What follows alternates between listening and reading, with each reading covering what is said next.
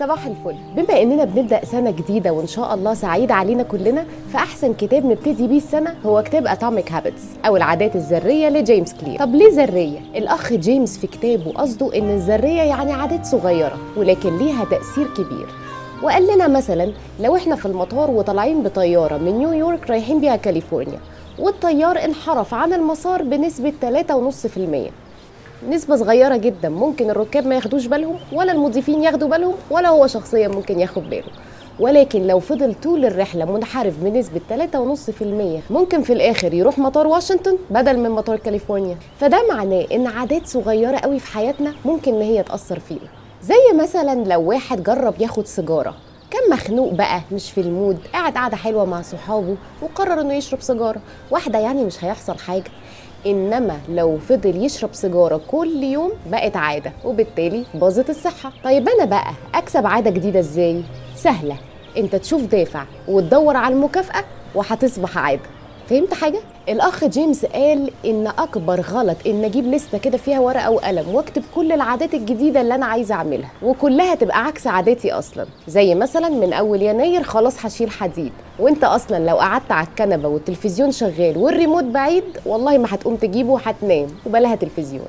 أو إنك قررت تحوش كل شهر نص مرتبك وتخليها عادة وإنت أصلا عليك فلوس ومديون لطوب الأرض وبتاخد شكك من عم فتحي بتاع الفول. فخليك واقعي، يعني كل شوية غير عادات وعادات تكون صغيرة لايقة أصلا على العادات اللي عندك. يعني لو انت ما بتمشيش خالص ابتدي امشي دقيقتين، بعديها 5، بعديها 10، لحد ما تلاقي نفسك بتمشي كتير وكده هتبقى عادة. وكمان الكتاب بيقول ان اغلب الاشخاص اللي قرروا ان هم يغيروا حياتهم او عاداتهم تغيير دراماتيكي فهم حصل لهم حاجة من الاتنين، يا اما حصل لهم صدمة كبيرة زي مثلا فقدان شخص معين فقرر بعدها ان هو هيسيب الدنيا دي او هيسيب العادات دي ويغير خالص، او ان هو قرر يسافر يهج يشوف له مكان جديد بناس جديدة بعادات جديدة وبالتالي بيغير خالص كل العادات بتاعته.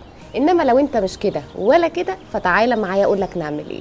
اولا خلي العادة اللي انت عايز تعملها واضحة وظاهرة قدامك. يعني مثلا لو انت عايز تدخل القراية في حياتك تبقى عادة، تعمل ايه؟